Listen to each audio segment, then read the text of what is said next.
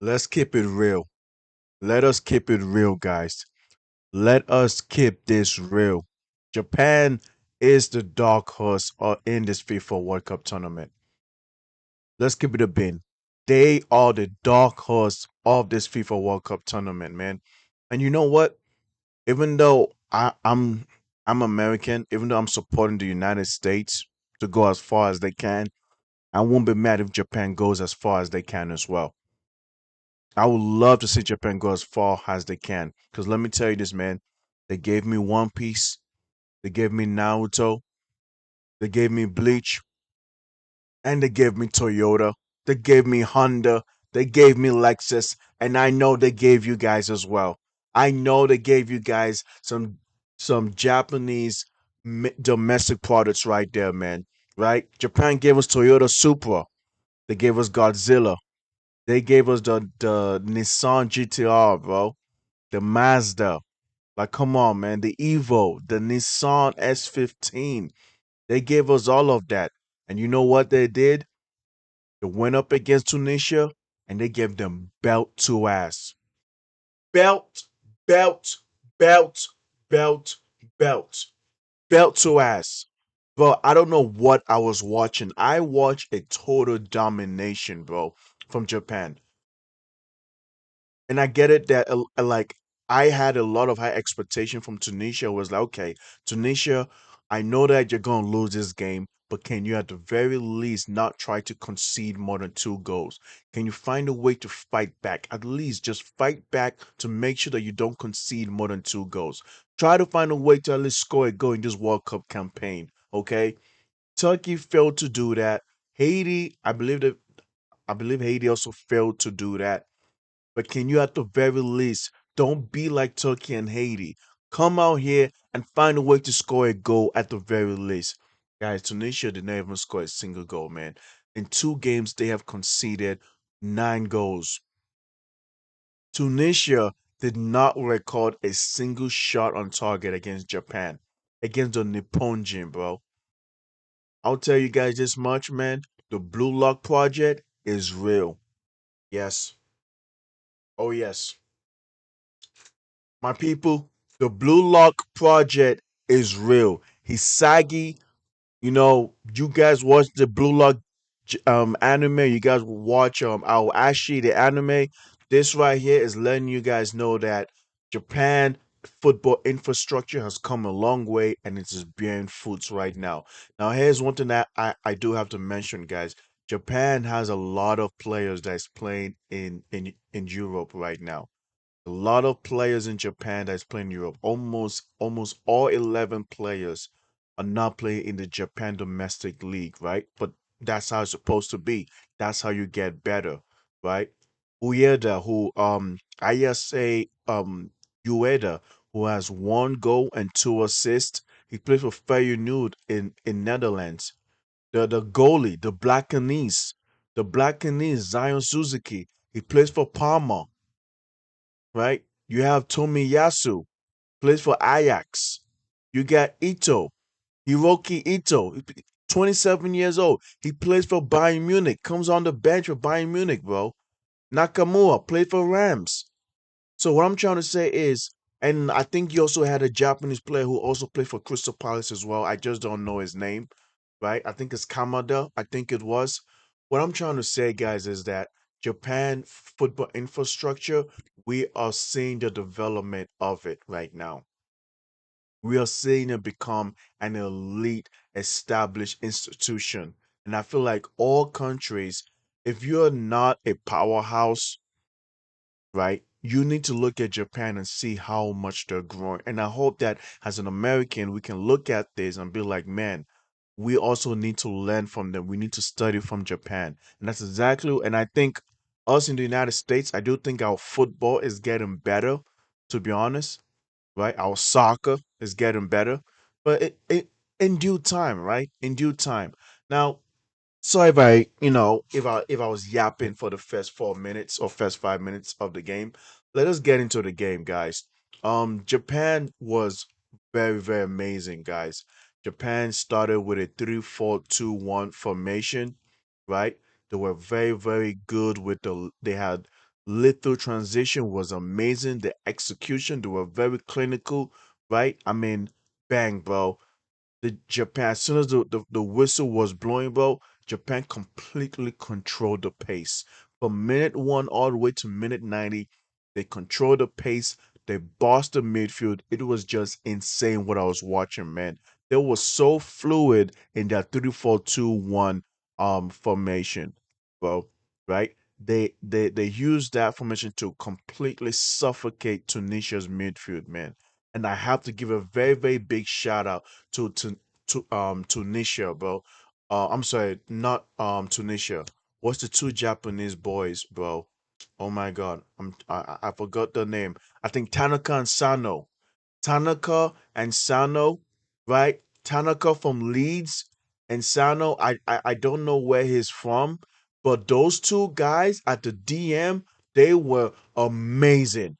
Oh my God, they dictated the game over 150 passes and they only made about less than 10 errors.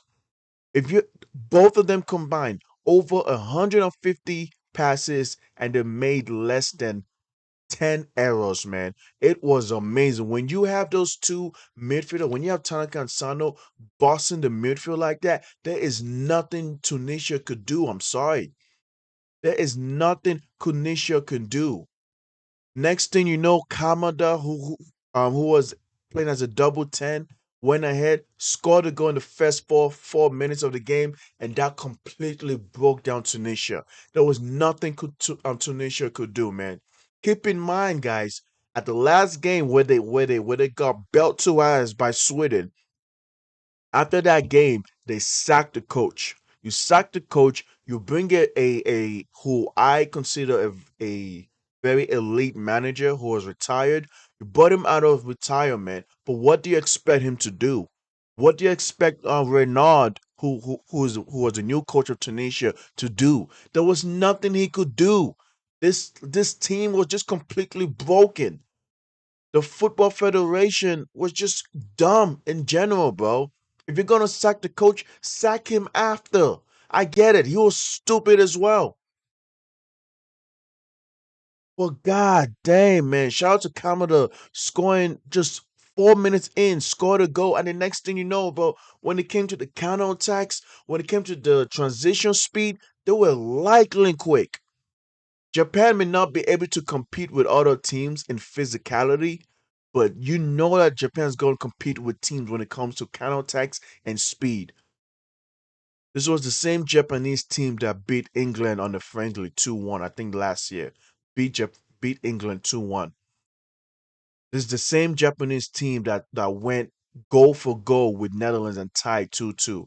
And Netherlands whooped Sweden 5-1.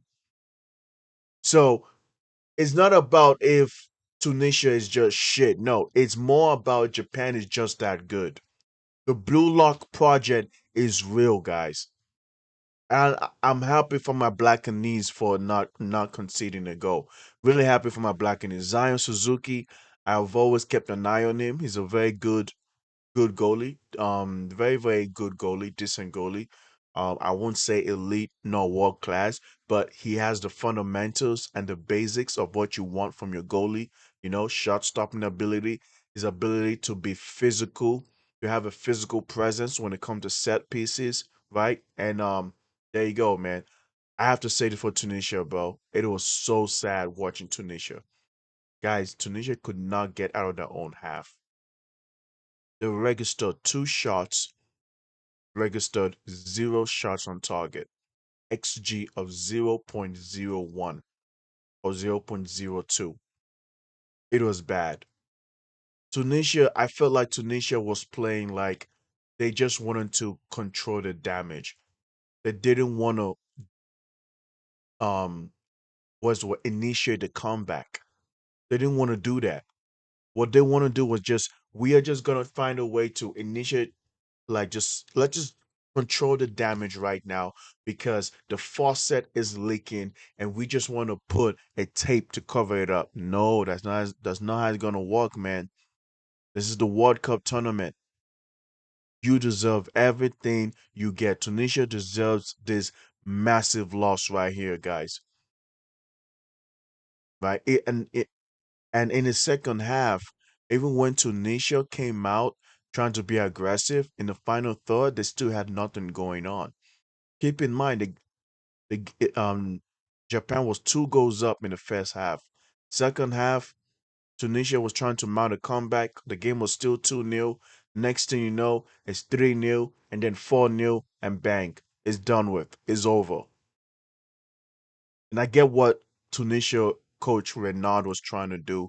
He was trying to make the defense compact and play counter-attacking football, hit them on the wings. But the thing was, Japan is so good at just cutting off any they are so good at dictating the tempo of the game that Tunisia could not do none of that kind of attacking football. That is why I am praising Tanaka and now Sano so much. They did not score, and I think Sano had an assist. Everyone is going to talk about Ueda. Everyone's going to talk about Kamada, right? Everyone's going to talk about Ito, Junior Ito, I believe. I like him as well. But I'll be honest with you guys, the main stars to me watching this game was Sano and Tanaka because they stopped Tunisia from trying to do any type of counter-attack in football. That you cannot mount a counter-attack. You cannot hit Japan on the counter if the two DMs are right there to break up the play and also dictate the tempo of the game. There's nothing you can do. You can't do it. You cannot initiate a comeback if you don't have the fucking ball. And that's what those two DMs did. They destroyed Tunisia, bro.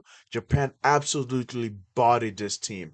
Right now, I think the best thing to like what we can say about Japan is um they're sitting second place, I believe, with 4 points. Right, they're tied with Netherlands with 4 points as well. But because of goal difference, I think they should be second. Right. Um, I think right now the best thing to do right now is Japan either they want to go hard at it. If Japan wants to play hard against Sweden, they can because they cannot. They have to understand that Sweden will want to make a very big comeback as well, especially the fact that they got belt to us by Netherlands. As for Tunisia, I mean, at this point, the only thing they can do is just fight for your pride. And you fight for the pride of your flag against the Netherlands, just do that. There's nothing you can do. A lot of people complaining with how the format of the World Cup is because of how like oh the third game is basically meaningless and useless for other countries, right? Because of how the first tiebreaker is head to head. But I'm gonna say this, hey, these countries will not be in this situation if they have find a way to win the match or at least go for a tie or at the very least minimize the goals scored, the amount of goals conceded. You know what I'm saying, guys? But anyway, that's all what I have to say. Please like and subscribe, and I'll catch you guys later. Congratulations to Japan. Amazing display, amazing football by Japan. As for Tunisia, man, you deserve everything you guys got, man. Like, honestly, one of the most disappointing countries alongside Turkey in this tournament, man. And I don't know if it's the Muslims or the Arabs, but I feel like they've been so disappointing this tournament, man. All right, guys, I'm out, man. Peace out.